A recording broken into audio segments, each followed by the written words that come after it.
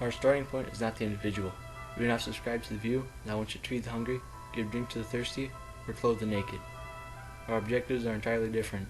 We must have a healthy people in order to prevail in the world. Joseph Goebbels, Minister of Propaganda, 1938. This means that the Nazis were not concerned with one person's problems or would go out of their way to help someone. They would leave the weak to die so that the Aryan race can stay pure and become powerful. This shows the cruelty of the Nazi regime and their motivation to create their master race.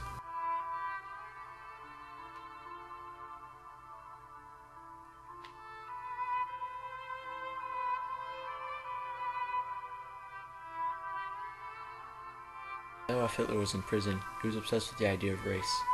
Through his readings, he believed he found the master race, which is biologically superior to all races, the Aryans. Aryans that were blue-eyed, blonde-haired, tall, and had a slightly taller skull, which led some scientists to believe that made them smarter and more advanced. When Adolf Hitler became Chancellor of Germany, he used posters and propaganda like this to spread the idea of his master race. He also tried to make the Jewish people look foolish and make the German people care less about them.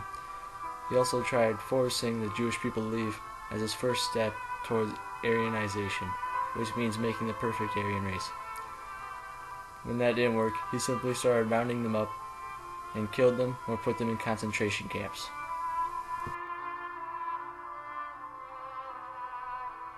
Does this relate to the Holocaust?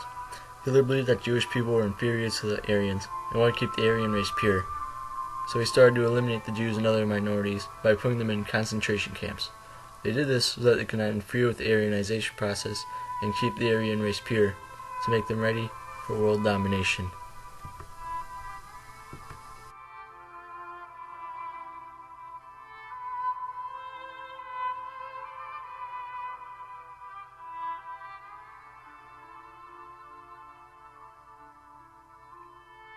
Not much is known about the history of the Aryan race, but they are believed to have originated in Scandinavia, where the Nordic race has the same characteristics.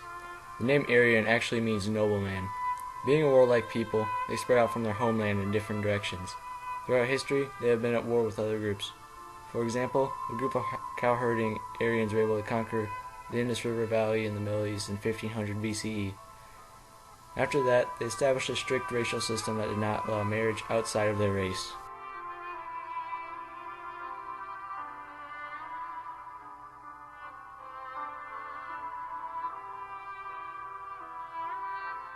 There are several reasons why the Nazis wanted to get rid of the Jews. First of all, the Jewish people were considered a race instead of a religion. If you had 3 grandparents that were Jewish, you were Jewish. You could be a Christian and still be Jewish. The Jewish people were also considered inferior to the Aryans, but they didn't just think that the Jewish were inferior. They thought that they were feeding off of the other races. Being dictator, Adolf Hitler could carry out his plans for Aryanization. The Aryanization process involved getting rid of the inferior races, such as the Jews or Gypsies, or anyone who is handicapped, using elite groups of soldiers called the stormtroopers to carry out his wishes.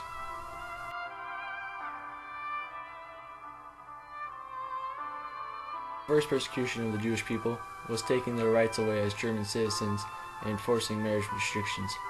At first, Nazis simply wanted the Jews to leave Germany, but then they created concentration camps when they decided to simply get rid of the Jews. The stormtroopers rounded them up and put them in ghettos or concentration camps where they were killed or forced to work.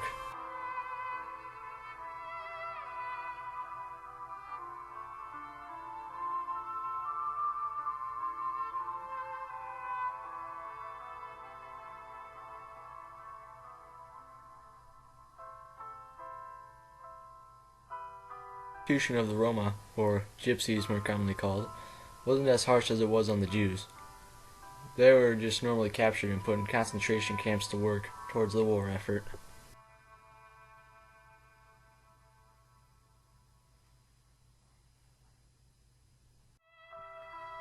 The T4 program, or euthanasia, was the mass murder of the physically and mentally handicapped. Doctors helped Nazis decide who should be killed. The handicapped were killed by gas chambers, poisoned, or shot. Although the German people went along with the mass murder of the Jews, they protested the murder of the handicapped. Over 200,000 handicapped people were killed between 1940 and 1945. As a result of Hitler's violent actions against the Jews, World War II started. pulling nearly every nation into this massive conflict. In the end, the Allies defeated the Axis and left Germany in ruin. After he was defeated, Adolf Hitler committed suicide and officially ended the Nazis. Take sides. Neutrality helps the oppressor, never the victim. Silence encourages the tormentor, never the tormented. This means you should stand up for those who can't stand up for themselves and speak out for those who can't speak for themselves. Instead of standing by like the German citizens did when the Nazis came into power, or when the Nazis killed the Jews by the hundreds, or when they could have stood up for their fellow humans, but didn't because they were afraid. What I want you to remember about this presentation is to stand up for others.